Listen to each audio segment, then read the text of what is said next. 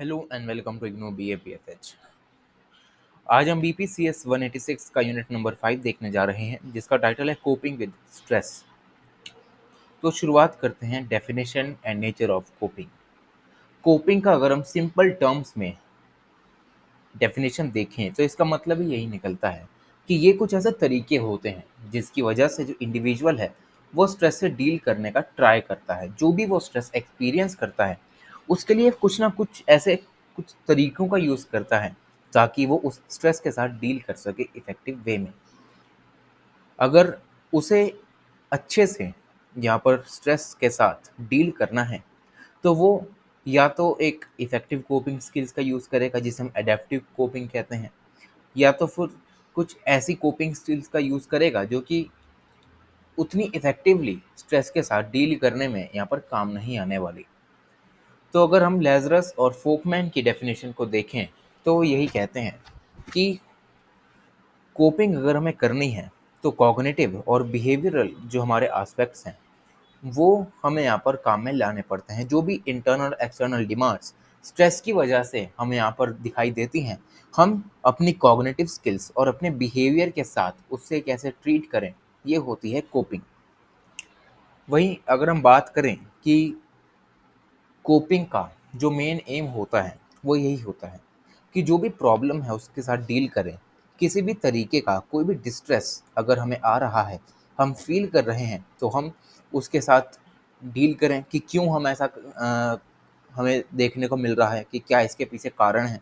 और जो भी नेगेटिव इमोशंस एक इंडिविजुअल यहाँ पर एक्सपीरियंस करता है स्ट्रेस की वजह से, उसमें भी हम कोपिंग टेक्निक्स को यूज़ करते हैं। वहीं अगर हम बात करें किस किस तरीके की कोपिंग होती है तो हम ये देख सकते हैं कि यहाँ पर एडेप्टिव कोपिंग होती है और एक मैल एडेप्टिव कोपिंग होती है। एडेप्टिव कोपिंग एक ऐसी कोपिंग होती है जिसकी वजह से ना ही सिर्फ हमारा स्ट्रेस रिड्यूस होता है बल्कि हम लॉन्ग टर्म यहाँ पर पॉजिटिव इफेक्ट्स भी देख सकते हैं। वहीं जो मैल एडेप्टिव कोपिंग होती है, ये कुछ ऐसे तरीके होते हैं जिसकी वजह से एक इंसान जो भी स्ट्रेस को फील करता है वो शॉर्ट पीरियड ऑफ टाइम के लिए तो स्ट्रेस से निजात पा सकता है, वहीं उसका जो फिजिकल हेल्थ है, उसका जो साइकोलॉजिकल हेल्थ है, वो लॉन्ग टर्म के लिए यहाँ पर हैम्पर हो जाता है। वहीं अगर हम कुछ ऐसी कोपिंग टेक्निक्स की बात करें तो वो यही होता है कि जो लोग ज़्यादा स्ट्रेस में रहते हैं या तो वो दारू पीना शुरू कर देते हैं या कुछ ऐसे बिहेवियर को वो इनहेरिट कर लेते हैं, दूसरों को मारने पीटने लगते हैं, एग्रेसिव बनने लगते हैं, सिगरेट्स वगैरह पीने लगते हैं, ठीक है, ड्रग्स लेने लगते हैं, जिसकी वजह से वो एक टाइम तक तो अपने स्ट्रेस को रिड्यूस कर लेते हैं, पर इनके कंजम्पशन से उनकी हेल्थ पर बहुत ही ज़्यादा नेगेटिव इम्पैक्ट दिखाई देता है। तो ये होते हैं तरीके कुछ कोपिंग के। अब कोपिंग जो होती है वो इंडिविजुअल टू इंडिविजुअल भी यहाँ पर डिपेंड करती है।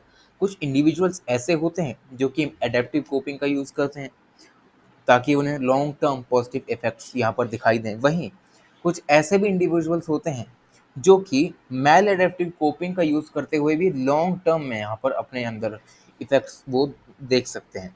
तो ये सारी चीज़ें यहाँ पर इंडिविजुअल टू इंडिविजुअल वेरी करती हैं। जिन लोगों को हाई नीड होती है स्टिमुलेशन की, वो स्ट्रेस से ज़्यादा जल्दी यहाँ पर बच जाते हैं। वहीं जो लोग स्टिमुलेशन की कम नीड होती है जिन्हें, वो आसानी से स्ट्रेस के साथ कोप अप नहीं कर पाते। तो यही सारी चीज़ें हमें इस पैराग्राफ में बताई गई हैं। अब हम बात करते हैं गोल्स ऑफ कोपिंग की, कि कोपिंग के गोल्स क्या क्या हैं। तो एक मेजर गोल कोपिंग का यही है कि एक स्ट्रेसर के साथ डील करना। अब एक स्ट्रेसर क्या है, ये कुछ ऐसे कुछ ऑब्जेक्ट्स होते हैं, पर्सन्स होते हैं, कोई ऐसी सिचुएशन होती है जिसकी वजह से कोई भी इंडिविजुअल स्ट्रेस को एक्सपीरियंस करता है। अब गोल ऑफ कोपिंग का यही होता है कि कोपिंग का मतलब ही यही है कि जो भी ये स्ट्रेसर है, इसकी वजह से कोई भी इंडिविजुअल अगर स्ट्रेस को डील कर रहा है, उसके साथ एक्सपीरियंस कर रहा है, तो उसका नेगेटिव इम्पैक्ट इंडिविजुअल पर मिनिमल हो सके और अपने स्ट्रेस को वो रिड्यूस कर सके। तो यही एक मेजर गोल है।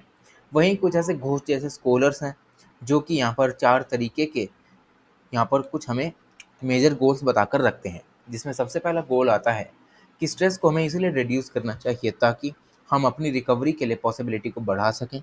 जो भी नेगेटिव इन्वायरमेंटल कंडीशंस हैं हम उनको मिनिमाइज़ कर सकें। सेकंड है कि जो भी नेगेटिव सिचुएशन है, हम उस काबिल बने कि हम उस नेगेटिव सिचुएशन में एडजस्ट कर सकें एक पॉजिटिव माइंड के साथ। वहीं एक अपनी सेल्फ इमेज बनाकर रखें जो कि पॉजिटिव हो, नेगेटिव नहीं होनी चाहिए। साथ ही साथ एक इमोशनल बैलेंस भी बना के रखें, क्योंकि इमोशंस का खेल स्ट्रेस में बहुत ज़्यादा इंपॉर्टेंट बन जाता है। फिर लास्ट हमारे पास पॉइंट आता है कि हम एक पॉजिटिव इंटरपर्सनल रिलेशनशिप मेंटेन करके रखें। तो ये है मेजर 4 गोल्स जो कि घोष ने हमें बताकर रखे हैं। क्योंकि जो कोपिंग होती है, वो हमारी रिकवरी में यहाँ पर बहुत ज़्यादा इफ़ेक्टिव होती है। जो भी हम स्ट्रेस लेते हैं, अगर हमें रिकवर करना है तो कोपिंग टेक्निक्स का हमें यूज़ करना पड़ेगा।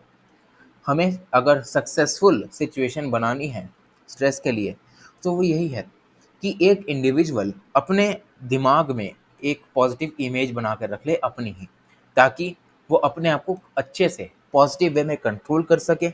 वो एक इमोशनल बैलेंस बना कर रखे, क्योंकि अगर इमोशंस यहाँ पर बह गए स्ट्रेस में, तो उस स्ट्रेस से निकलना किसी इंडिविजुअल के लिए ना के बराबर होता है, जिसका इफ़ेक्ट हमें इंटरपर्सनल रिलेशनशिप्स में भी दिखाई देता है। तो इसीलिए कोपिंग का इफ़ेक्टिव होना इमोशनल इम्बैलेंस और पॉजिटिव इमेज के साथ-साथ बहुत ही ज़्यादा इम्पोर्टेंट बन जाता है। अब हम बात करते हैं कोपिंग स्टाइल्स की, कि कौन-कौन से ऐसे स्टाइल्स हैं जिसकी वजह से हम कोपिंग को यहाँ पर इनहेरिट कर सकते हैं। कोपिंग स्टाइल्स को हम 4 तरीके की कोपिंग में यहाँ पर बाँट कर रख सकते हैं, जो कि है proactive coping, avoidant coping, emotion focused coping और प्रॉब्लम फोकस्ड कोपिंग। तो सबसे पहले शुरुआत करते हैं हम प्रोएक्टिव कोपिंग से। तो प्रोएक्टिव कोपिंग में हम ये देख सकते हैं कि नाम से ही पता लगता है कि एक इंडिविजुअल डायरेक्टली यहाँ पर स्ट्रेसफुल सिचुएशन या एक स्ट्रेसफुल इवेंट से डायरेक्टली कन्फ्रंट करने जाता है, मतलब उसके खिलाफ खड़ा होकर उसके लिए कुछ काम करने लगता है। अब इस पर्टिकुलर टाइप के कोपिंग मेथड में हमें घोष ने कुछ 5 तरीके की यहाँ पर स्टेजेस दे के रखी हैं, जिसमें सबसे पहली स्टेज आती है एक्यूमुलेशन ऑफ रिसोर्सेज, कि एक इंडिविजुअल जो कि एक स्ट्रेसफुल सिचुएशन के साथ डायरेक्टली कन्फ्रंट करने जा रहा है, तो उसके साथ यहाँ पर कुछ रिसोर्सेज भी होने चाहिए, ताकि वो उनसे डील करने के लिए काबिल बन सकें। क्योंकि जो भी स्ट्रेसफुल सिचुएशन है, अगर हम उसमें प्रॉपर रिसोर्सेज को एक्यूमुलेट किए बिना उसके साथ कन्फ्रंट करने जाएंगे, तो ये हमारे पर बैकफायर कर जाएगा। इसीलिए स्ट्रेसफुल सिचुएशन की प्रॉपर नॉलेज लेना, अंडरस्टैंड करना एक बेटर मैनर में उस पर्टिकुलर स्ट्रेसफुल सिचुएशन को, ये यहाँ पर बहुत ही ज़्यादा काम आ सकता है। सेकेंड स्टेज आती है हमारे पास आइडेंटिफाइंग और एंटिसिपेटिंग द पोटेंशियल स्ट्रेसर, कि जो भी एक पोटेंशियल स्ट्रेसर है, जो एक मेन कॉज है जिसकी वजह से हम स्ट्रेस को फील कर रहे हैं, वो हमें इस स्टेज में यहाँ पर पता लगाना होता है कि वो है क्या। फॉर एग्जाम्पल, यहाँ हमें एक एग्जाम्पल दिया गया एक एम्प्लॉय का। एक एम्प्लॉय एक ऑफिस में काम करता है, उसका एक सुपीरियर बंदा आता है और उससे क्या मांगता है, एक रिपोर्ट मांग लेता है। अब एक सुपीरियर यहाँ पर एम्प्लॉय ने अपने छोटे एम्प्लॉय से एक रिपोर्ट मांग ली। तो छोटा एम्प्लॉय है, उसका स्ट्रेसर हो गया कि एक मेरे से बड़े एम्प्लॉय ने मुझसे रिपोर्ट मांग ली। अब उसके दिमाग में यही चलेगा कि क्या मेरी रिपोर्ट सही है, क्या मैंने जो भी इंफॉर्मेशन इस पर्टिकुलर रिपोर्ट में लिखी है क्या वो सही है। ठीक है, ये सारी चीज़ें अब उसके दिमाग में चलने लगेंगी। तो इसके लिए स्ट्रेसर बन गया कि उसने मेरे से रिपोर्ट मांगी, अब मुझे रिपोर्ट देनी है, तो ये हो गया स्ट्रेसर। अब एक एम्प्लॉय अगर उस स्ट्रेसर को जान लेगा कि क्यों मैं इस पर्टिकुलर स्ट्रेस को फ़ील कर रहा हूँ, तो वो उसके लिए उस पे काम करने लग जाएगा। अपनी रिपोर्ट को वो अच्छा और बेहतर तरीके से प्रेज़ेंट करने की कोशिश करेगा उसके हाथ में देने से पहले। तो यही सारी चीज़ें हमें यहाँ पर सेकंड स्टेज में देखनी होती हैं। थर्ड स्टेज में हम बनाते हैं यहाँ पर एक अप्रेज़ल। अप्रेज़ल का मतलब ये है कि जो भी स्ट्रेस क्रिएटिंग सिचुएशन है, उसका एक अप्रेज़ल बना लो। मतलब उसमें आने वाली जो भी नेगेटिव पॉइंट्स हैं, उसको हम अपने दिमाग में सेट कर लें कि किन-किन चीज़ों पर हम इसमें काम कर सकते हैं, क्या-क्या सॉल्यूशंस हम इस पर्टिकुलर स्ट्रेसफुल सिचुएशन के लिए बना सकते हैं। तो ये सब हम थर्ड स्टेज में करते हैं।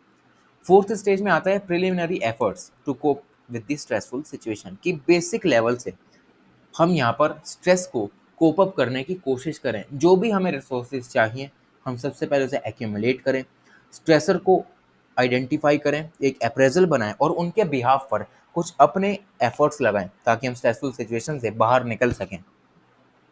और इसमें हमें ये भी बताया गया है कि अगर हम ऐसे एफर्ट्स बनाते हैं और हमें कोई भी पॉजिटिव रिजल्ट नहीं मिलता, तो दोबारा से हमें यहाँ पर एक्शन लेने की ज़रूरत रहती है। फिफ्थ स्टेज आती है हमारी seeking feedback and using the same, कि जो भी हमने स्ट्रेस से लड़ने के लिए रिसोर्सेज इकट्ठा किए, स्ट्रेसर को एंटिसिपेट किया, एक अप्रेज़ल बनाया, कुछ प्रिलिमिनरी यहाँ पर एफर्ट्स डाले, उनके बिहाफ पर हमें एक फीडबैक मिले, और जो भी वो फीडबैक हो, भले ही पॉजिटिव हो नेगेटिव हो, हमें उस पर काम करने के लिए यहाँ पर रहना चाहिए, ताकि जो भी यहाँ पर नीडेड मॉडिफिकेशंस हैं वो हम यहाँ पर कर सकें और चेंजेस को कैरी आउट कर सकें। तो यही रहता है हमारा प्रोएक्टिव कोपिंग टेक्निक्स। अब बात आती है हमारी अवॉइडिंग कोपिंग की। जो जैसा कि ये नेम सजेस्ट करता है कि यहाँ पर जो एक इंडिविजुअल है वो हर किसी स्ट्रेसफुल सिचुएशन को यहाँ पर अवॉइड करने की कोशिश करता है। जो भी एक स्ट्रेसफुल इवेंट है वो उसको कम इम्पोर्टेंस देने लगता है, और जैसा बिहेवियर इस पर्टिकुलर टाइम पीरियड में एक इंडिविजुअल दिखाता है, वो यही दिखाता है कि जो भी उसके अंदर आने वाले negative thoughts, negative feeling, negative emotions हैं, वो उनको अवॉइड करने की कोशिश करता है, ताकि वो अपने स्ट्रेस को कम कर सके। उस स्ट्रेस के साथ आने वाली जो भी एंग्जाइटी है वो भी उसको कम कर सके, जिससे होगा क्या कि उसका सेल्फ कॉन्फिडेंस यहाँ पर बढ़ेगा, और साथ ही साथ जो इंडिविजुअल की वेलबींग है वो भी यहाँ पर नेचुरल स्टेट में बनी रहेगी।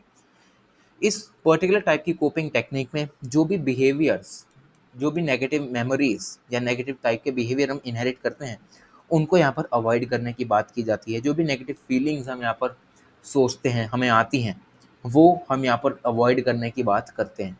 और इस टाइप के इंडिविजुअल जो कि इस पर्टिकुलर अवॉइडिंग कोपिंग टेक्निक को यूज़ करते हैं, वो अपने गोल के लिए लगातार काम कर सकते हैं बिना किसी एंग्जाइटी क्रिएट किए। तो यही सारी चीज़ें हम यहाँ पर अवॉइडिंग कोपिंग में देख सकते हैं। अब बात आती है हमारी emotional focused coping and problem focused coping.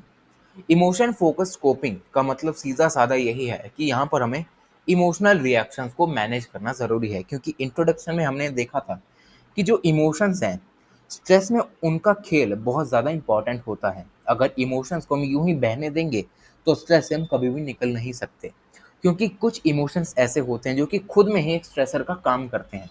ठीक है, तो इसलिए हमें इमोशन रिएक्शंस को यहाँ पर मैनेज करने की ज़रूरत होती है, कि जो भी ऐसे इवेंट्स हैं जिनकी वजह से स्ट्रेस हो रहा है, स्ट्रेस की वजह से हमें गंदे गंदे इमोशंस आ रहे हैं, बुरे इमोशंस आ रहे हैं, हम उनको अच्छे से मैनेज करें, ताकि हम अपने स्ट्रेस को रिड्यूस कर सकें, उसकी इंटेंसिटी को कम कर सकें, और जिस भी तरीके के डिस्ट्रेसिंग इमोशंस एक स्ट्रेसफुल सिचुएशन में हम फेस करते हैं उनको हम यहाँ पर रिमूव कर सकें। आगे अगर हम बात करें इसी की, तो इसमें ये देखा जाता है कि ये पर्टिकुलर टाइप की जो कोपिंग टेक्निक है वो विमेन ज़्यादा यूज़ करती हैं। अब ये जो कोपिंग टेक्निक है इसकी वजह से हम अपने अंदर आने वाले नेगेटिव इफ़ेक्ट्स को डिक्रीज़ कर सकते हैं। इंडिविजुअल इसमें करता क्या है कि वो उस पर्टिकुलर सिचुएशन को एक्सेप्ट करता है। उसको एक्सेप्ट करने के बाद वो उनके आने वाले इमोशंस को कंट्रोल करता है, जिसकी वजह से उसको क्रॉनिक स्ट्रेस से भी यहाँ पर निजात मिल जाती है, क्योंकि क्रॉनिक स्ट्रेस की इंटेंसिटी भले ही कम हो, पर हमने यूनिट नंबर 1 में देखा था कि उसका जो ड्यूरेशन होता है टाइम का वो उतना ही लंबा होता है।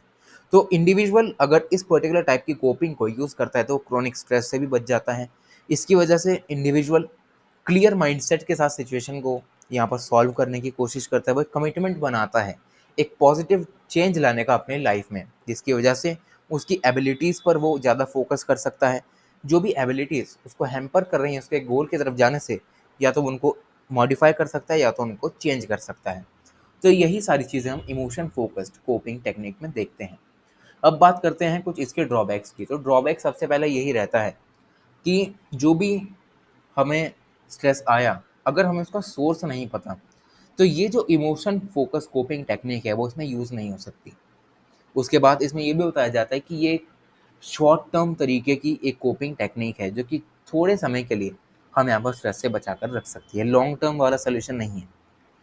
फिर हमारे पास आता है प्रॉब्लम फोकस कोपिंग टेक्निक, जहाँ पर जो इंडिविजुअल होता है वो सबसे पहले प्रॉब्लम का सोर्स जो है उसको आइडेंटिफाई करने की कोशिश करता है।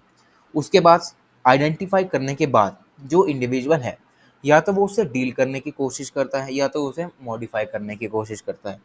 प्रॉब्लम फोकस कोपिंग टेक्निक में जो भी स्ट्रेसफुल सिचुएशन है वहाँ पर उसको कंट्रोल करने की बात की जाती है, क्योंकि हमने अगर उस स्ट्रेसफुल सिचुएशन का कॉज जो है हमने उसके बारे में पर्टिकुलर जो भी इंफॉर्मेशन है, जो भी नीडेड इंफॉर्मेशन है वो ले ली, उसको इवेल्युएट कर लिया कि क्या क्या इसके पॉजिटिव्स हैं क्या क्या इसके नेगेटिव्स हैं, तो उस पर्टिकुलर स्ट्रेसफुल सिचुएशन में हम अपने आप को एक बेटर वे में यहाँ पर स्टैंड करते हुए देख सकते हैं।